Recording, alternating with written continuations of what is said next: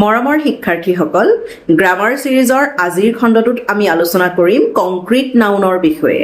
ইয়াৰ আগৰ খণ্ডটোত আমি আলোচনা কৰিছিলোঁ এবষ্ট্ৰেক্ট নাউনৰ বিষয়ে। আজিৰ খণ্ডটোত আমি কথা পাতিম কংক্ৰিট নাউনৰ বিষয়ে।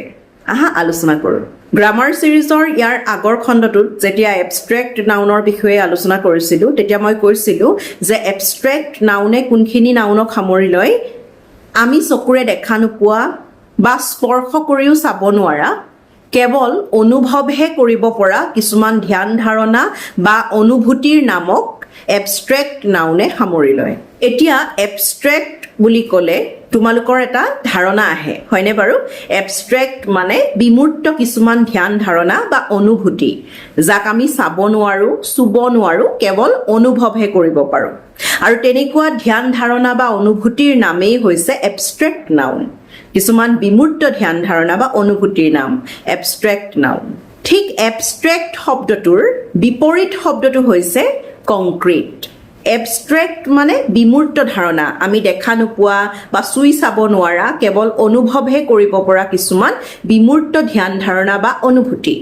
তাৰ বিপৰীতে কংক্ৰিট হৈছে মূৰ্ত বস্তু, যাক আমি দেখা পাওঁ, চকুৰে চাব পাৰোঁ, চুই চাব পাৰোঁ, অৰ্থাৎ স্পৰ্শ কৰিব পাৰোঁ, যাৰ নাম ক'লেই আমাৰ চকুৰ আগত ভাহি আহে সেই বিশেষ বস্তুটোৰ অৱয়ৱটো বা সেই বিশেষ বস্তুটো কেনেকুৱা আমাৰ চকুৰ আগলৈ ভাহি আহে। সেইসমূহেই হৈছে কংক্ৰিট বস্তু। আমি দুচকুৰে দেখা পোৱা, আমি চকু মেলি চালেই আমাৰ চৌপাশে দেখা পোৱা যিবিলাক বস্তু, আমাৰ ঘৰৰ ভিতৰত থকা যিবিলাক বস্তু বা আমি ৰাস্তাৰে ওলাই গ'লে আমি যিবিলাক বস্তু দেখা পাওঁ, আমি দেখা পোৱা যিবিলাক বস্তু, সেয়াই হৈছে কংক্ৰিট বস্তু। এবষ্ট্ৰেক্ট বুলি ক'লে যিখিনি ধ্যান ধাৰণা বা অনুভূতিৰ কথা পাওঁ, আমি দেখা নোপোৱা, স্পৰ্শ কৰিব নোৱাৰা, কেৱল অনুভৱহে কৰিব পৰা কিছুমান ধ্যান ধাৰণা বা অনুভূতি। তাৰ ঠিক বিপৰীতে কংক্ৰিট মানে হৈছে যাক আমি দেখা পাওঁ, চুই চাব পাৰোঁ। আমাৰ চাৰিওফালে যিমানবোৰ বস্তু আমি দেখিছোঁ, দৈনন্দিন যিবোৰ বস্তু আমি দেখা পাওঁ বা যিমানবিলাক বস্তুৰ নাম শুনিছোঁ, আমি মন গ'লেই ইণ্টাৰনেটটো খুচৰিও চাব পাৰোঁ, সেইবোৰ হৈছে কংক্ৰিট বস্তু। আমাৰ চাৰিওফালে আমি ঘৰ দুৱাৰ, গছ গছনি, মানুহ, জীৱ জন্তু, হয়নে, পৰ্বত পাহাৰ, আমাৰ ঘৰৰ ভিতৰত চকী টেবুল, কিতাপ পত্ৰৰ পৰা আদি কৰি আমি পিন্ধি থকা কাপোৰলৈকে সকলোখিনি আমি দেখা পাওঁ। আমাক যদি কোনোবাই কয় পানী, পানী বুলি কোৱাৰ লগে লগে পানী কি হয়, কি বস্তু, আমাৰ চকুৰ আগলৈ ভাহি আহে, হয়নে বাৰু? সেইটো কংক্ৰিট নাউন। কোনোবাই যদি কয় মেকুৰী, মেকুৰী নামৰ সেই জন্তুটোৰ আকৃতিটো আমাৰ চকুৰ আগলৈ আহিয়ে যায়। মেকুৰী আমি দেখিছোঁ, দেখা পোৱা এটা জন্তু, এটা কংক্ৰিট নাউন। ঘৰ, হাবি জংঘল, গছ গছনি, ৰাস্তা পদূলি, মানুহ দুনুহ, গাড়ী, দোকান পোহাৰ, কিতাপ পত্ৰ, কাপোৰ কানিৰ পৰা আদি কৰি যিমান বস্তু আছে, যিবিলাক আমি দেখা পাওঁ চকুৰে, মন গ'লে চুইও চাব পাৰোঁ, সেয়াই হৈছে কংক্ৰিট নাউন। এতিয়া নিশ্চয় ধৰিব পাৰিছা, এবষ্ট্ৰেক্ট নাউন আছিলে যাক আমি চাব নোৱাৰোঁ, স্পৰ্শ কৰিব নোৱাৰোঁ, কিছুমান ধ্যান ধাৰণা বা অনুভূতিৰ নাম, যেনেকৈ বিশ্বাস, ভয়, ভাল পোৱা, বেয়া পোৱা, আনন্দ, দুখ, এনেধৰণৰ। আনহাতে কংক্ৰিট নাউন হৈছে এবষ্ট্ৰেক্ট নাউনৰ সম্পূৰ্ণ ওলোটা। তোমালোকে যিসকলে মোৰ গ্ৰামাৰ সিৰিজ নিয়মীয়াকৈ চাই আছা, তোমালোকৰ নিশ্চয় মনত আছে আমি common noun, proper noun, collective noun, material noun, এইসমূহ নাউনৰ বিষয়ে আলোচনা কৰিছিলোঁ, হয়নে বাৰু? গতিকে কমন নাউন বা ক্লাছ নাউন, যিটো শ্ৰেণীগত নাম, আমাৰ চাৰিওফালে থকা জীৱ জন্তু বা বস্তুৰ শ্ৰেণীগত নাম, কমন নাউন বা ক্লাছ নাউন।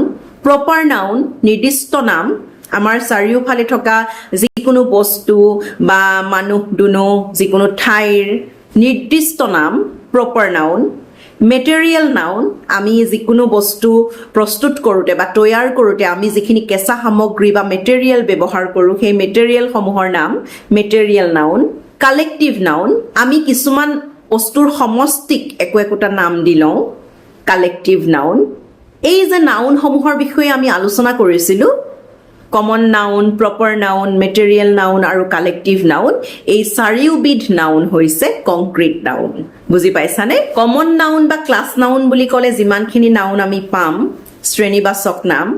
প্ৰপাৰ নাউন বুলি ক'লে নিৰ্দিষ্ট নাম, কাৰোবাৰ কোনোবা মানুহৰ নিৰ্দিষ্ট নাম হ'ব পাৰে, নিৰ্দিষ্ট কিতাপ এখনৰ নাম হ'ব পাৰে, proper noun, material noun, collective noun, এই চাৰিওটা নাউনক আমি কংক্ৰিট নাউন বুলি ক'ব পাৰোঁ। কাৰণ চাৰিওটা নাউনে যিমানখিনি নাউনৰ কথা বুজায়, প্ৰতিটো নাউনক আমি দেখা পাওঁ, চুই চাব পাৰোঁ, আমি চাব পৰা, চুব পৰা বস্তুৰ নামক বুজায়।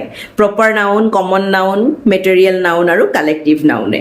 গতিকে এই চাৰিওটা নাউনক আমি কংক্ৰিট নাউন বুলি ক'ব পাৰোঁ। এতিয়া নিশ্চয় তোমালোকে বুজিব পাৰিছা কংক্ৰিট নাউন কি। যদি তোমালোকৰ খোকোজা আছে মোলৈ পঠিয়াবা, মই আকৌ আলোচনা কৰিম। আজিৰ আলোচনাটোৰ জৰিয়তে মই এটা কথা ক'ব বিচাৰিছোঁ যে নাউনৰ যিকেইটা মূলত প্ৰকাৰ আজিৰ আলোচনাটোত আমি শেষ কৰিছোঁ। কমন নাউন বা class noun, proper noun, material noun, collective noun, abstract noun আৰু কংক্ৰিট নাউন। এতিয়া আৰু দুটা নাউনৰ বিভাগ আছে, কাউণ্টেবল নাউন আৰু আনকাউণ্টেবল নাউন। ইয়াৰ পৰৱৰ্তী আলোচনাত আমি কাউণ্টেবল নাউন আৰু আনকাউণ্টেবল নাউনৰ বিষয়ে আলোচনা কৰিম। গতিকে তোমালোকে গ্ৰামাৰ ছিৰিজৰ খণ্ডসমূহ চাই থাকিবা আৰু খোকোজা য'তেই আছে মোলৈ প্ৰশ্ন পঠিয়াবা। আজিলৈ আহিছোঁ, ধন্যবাদ।